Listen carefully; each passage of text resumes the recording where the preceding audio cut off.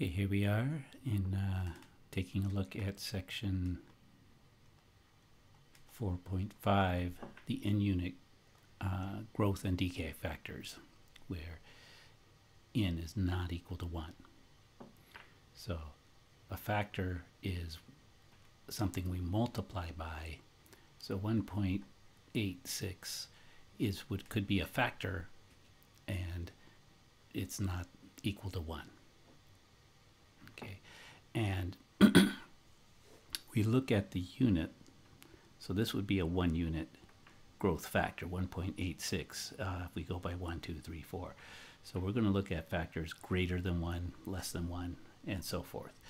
And as you'll see, it'll involve things like square roots, other roots, so rational functions.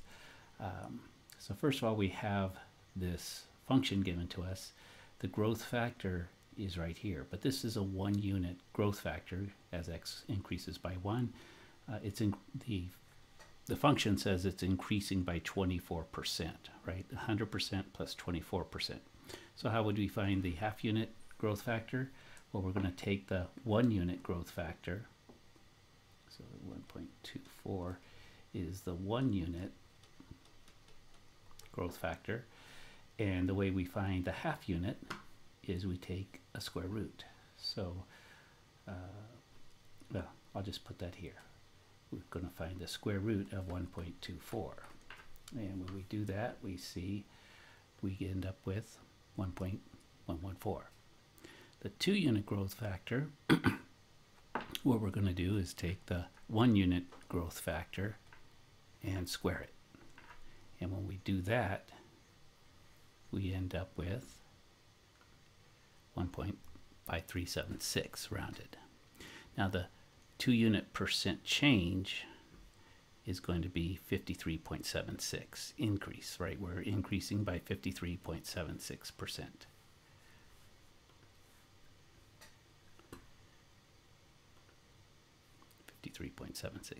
And our initial value from the exponential function, it's always this number in front, because if x was 0, which is the initial time, this 1.24 to the 0 power is 1, so all that's left is 9.5. So put in a 0 for x, that gives you the initial value, 9.5. Okay, so that's how we do these. And we'll just repeat a little bit. Here's a decay factor. And again, notice that the exponent here is 4 to the x. So as x goes from 1, 2, 3, 4, this is actually got to multiply by 4. So what we want to think of this as is 0.874 raised to the 4th power, then raised to the x. Laws of exponents, exponent to an exponent means you multiply. So this is really a 1 unit growth factor if we took 0.874 to the 4th. A 4th decay factor, we would take a 4th root. A 4th root, 0.874 raised to the 4th power, and that's like taking it to the 1/4 power. So the root cancels with the exponent. We're going to see it's 0.874. So the 1/4 unit is there. What would be the 1 unit decay factor? Well, 1 unit would happen if we take the, well, you do it multiple ways, but yeah, take the 0.874, raise it to the 4th power, just kind of like we set up here. And let me show you kind of how we can do that with your graphing calculator. 0.874, let's go to, let's see, second quit, gets us back to the home screen. Let me just clear this out of anything else. So we want to find 0.876 raised to the 4th power. So that's going to be 0.58865, and it just depends on how many decimal places they want, or 0.5888, so maybe 0.589. if we go to 3 decimal places.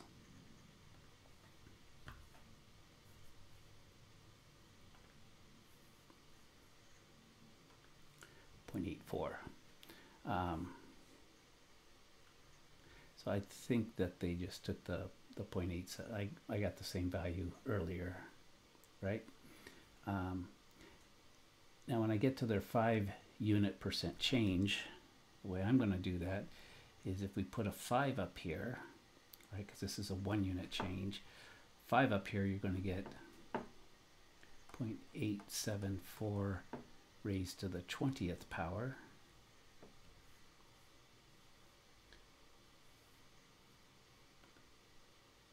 See if we can do this again. 0.0876. What did I do? 874. That's why it wasn't matching. So you got to get your inputs in. So let's do that again. 0.874 raised to the 4th power. That's going to give us our 1 unit, and that's the 0.583 that they had. I guess you could round that up to 0.584 if you want to round it. Now the other thing, to get the 5 unit, we're going to go 0.874. We're going to raise that to the 20th power, right? Because it's 4 times 5.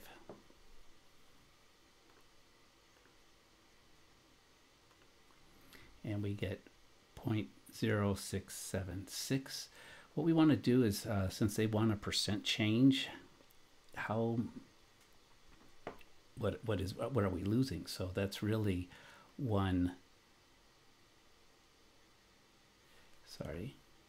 it's really the answer,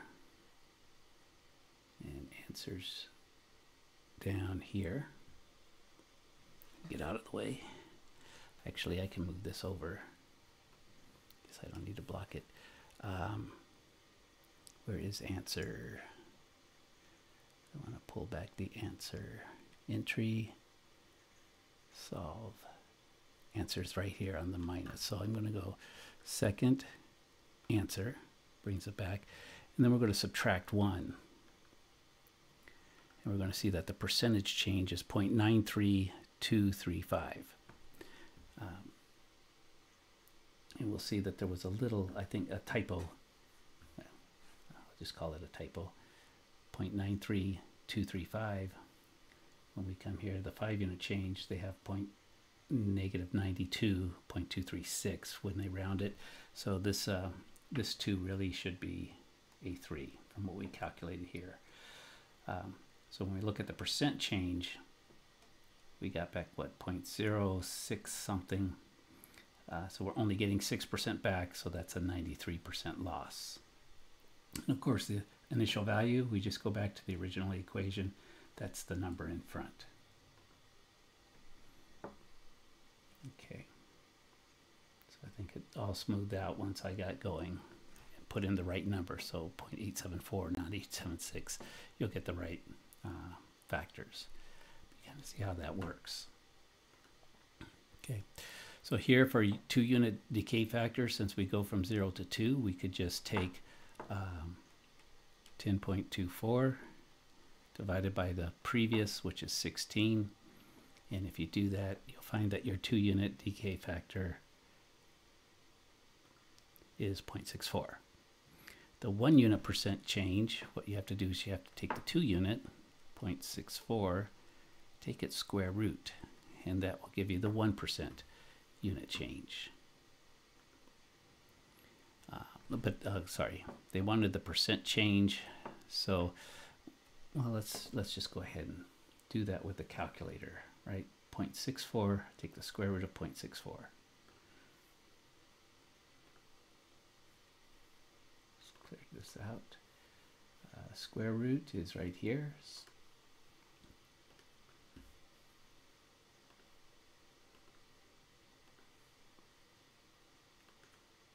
You're going to see it's 0.8. And remember, what we want to do is, that's a decay we're losing.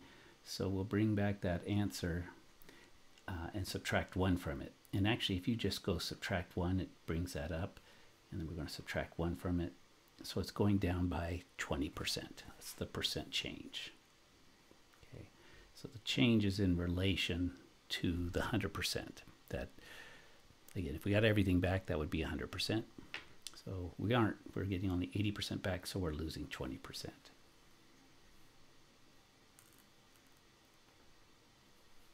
Okay, a 3-unit decay factor, so as soon as we have the 1 unit, we could just raise it to the 3rd power. So there's one way of getting it.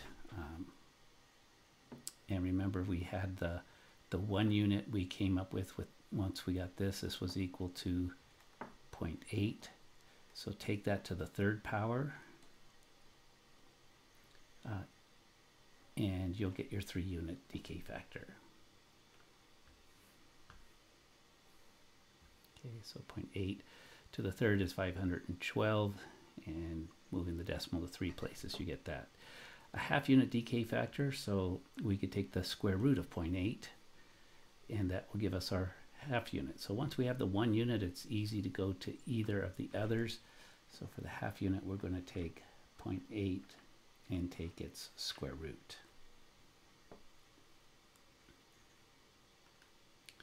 And you'll see you get 0.894. Let's just check it out.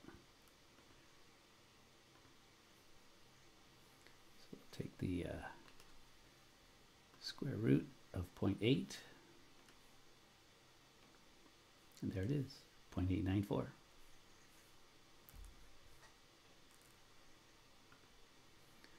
Okay, initial value, well, that's when x is 0, it's going to be 16, it's going to be our initial value. And so then how do we write the function? Well, remember, the function takes into account the initial value,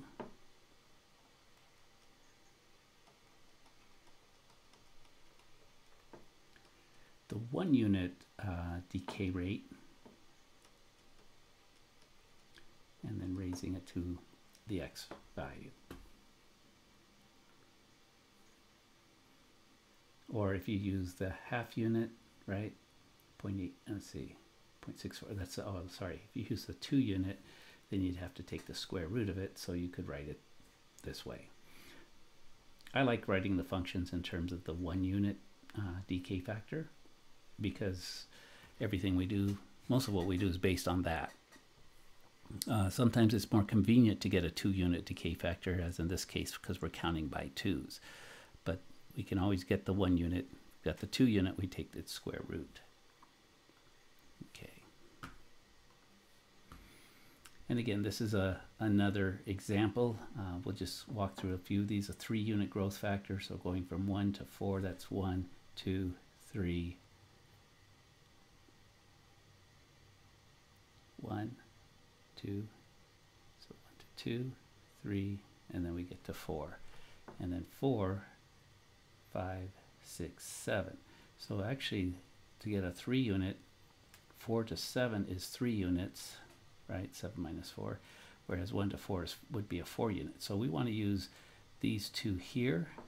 If you take 297.674, or you could also go from 7 to 10, whichever one you want to choose, and then divide by the 278.2. And its growth, we can see it's getting larger, so once we do that division, we get its growth factor, and that's a 3 unit because it grew by 3 units. A 6 unit percent change, what we do now, again, it's percent change, so we want to find the 6 unit growth factor, which is twice as big, so it's 2 3 units, right? So it's a 3 unit times a 3 unit would give us a 6 unit. So we're going to take 1.07 squared,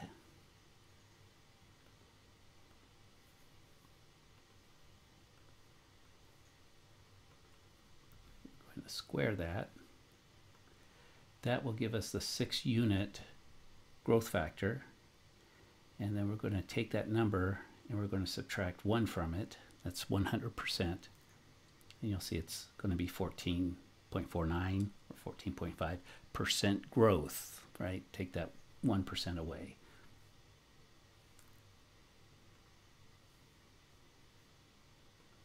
The percent change, 14.49%. A 1 unit growth factor, well, what we have to do is find the cube root of 1.07. And I'll show you on the TI calculator how you can actually find that if you think we did before, but let's just go ahead and do that since we've got it here. So that's clear. So cube root, you can go to math and notice there's this cube root. There's also an x root if you had like the fourth or fifth root you need to get, but there is a function, special function. So number 4 is going to give us a cube root of 1.07. And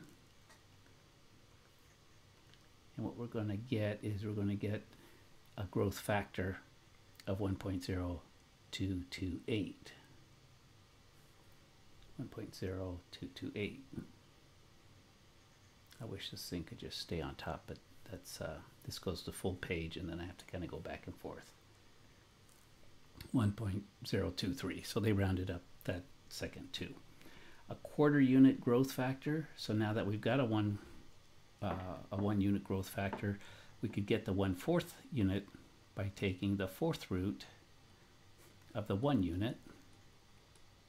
Or if you wanted to double check, you could use these two numbers here, because this is 4 units here, right? 278.2 divided by 260. You could do it. Well, that'd be a 4 unit, and then you'd still have to, never mind. It's going to be better to go this route. Take the 4th root. And what you'll get is 1.00564. So give that one a try. What's our initial value? Well, they don't give it to us. So what we have to do is actually calculate it. And since the 1 unit growth factor is 1.23, notice to get to whatever 0 was, whatever that is, so here's the value at 0, we would have multiplied it by the 1 unit growth factor, and we would have got 260. So if we take 260 divided by that growth factor, instead of multiply, we'll be able to get back to what we would have had at 0. Right, so 260 divided by 1.23, the 1 unit growth factor, will give us our initial value. And so the result of that calculation goes right there. And if you did it, you get 254.20. So what's our function? Well, we put it all together. It's going to be the starting value of 254.202 times the 1 unit growth factor, 1.023 raised to the x power. Again, you could use the 3 unit growth factor and have it x over 3. That works too, but and they give those both as possibilities. Okay, and again, I like the last one down here. It's typically the one that's going to be easier to use. Okay, and again, some going through the same type of thing.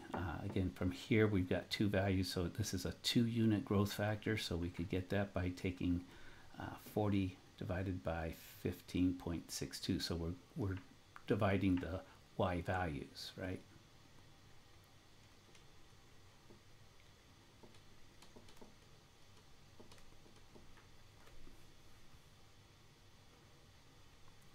.56 to get a 6 unit.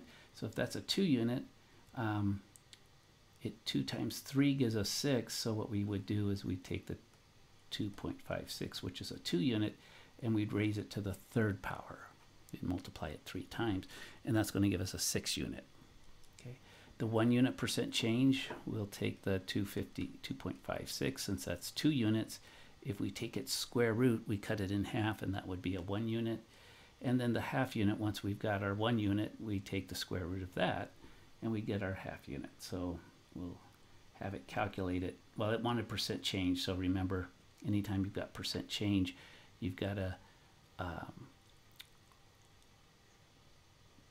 subtract 1 from the value that you got.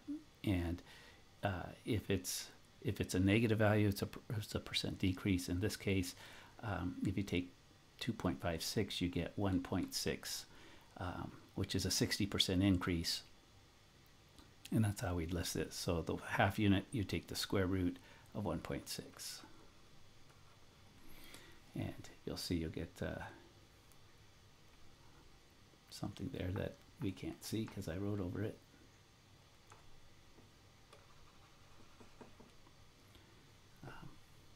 So you'll get that. Okay, so and again, we just keep going through. We could get to the initial value because once we have a 1 unit growth factor, we could take 40 divided by that 1 unit. And really, to get a 3 unit growth factor, we'd have to get the 2 unit, find a 1 unit growth factor, which we already actually did, and then raise it to the 3rd power. Okay. And then we can get its initial value. We could see here from the graph it's going to be 20 point something, maybe about 25. Actually, there's 20 to 40, so that'd be about 30. So we'd expect something about 25, and we'll just kind of go through here. Actually, it ends up being 25 exactly, using all those. Okay, and I think, let me just kind of click our way through the rest of this. I think just more examples, but I think you've got the facts down on how to get this. So 6 to 10, that would give us a 5-year growth factor.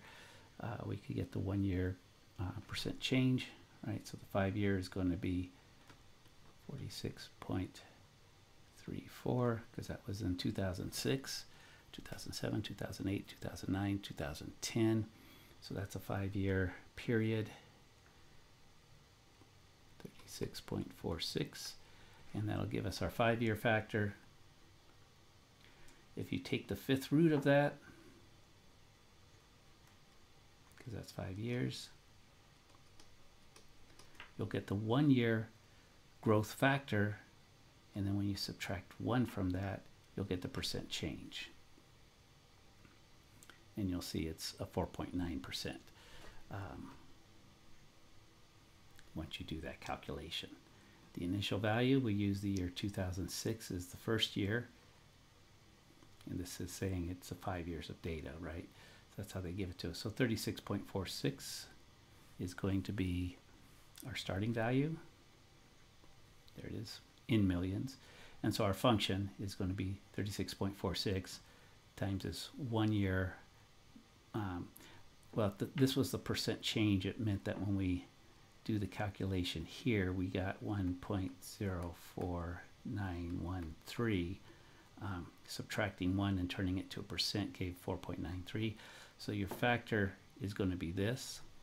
And so you'll see 3646, 1.04913 if you want to get real. I mean, we've got all those decimals with x measured in years. Okay, so that is where we're going to stop. Let's just go to these. Again, more examples. But you'll get these through the homework, and it's following that procedure. All right, thanks.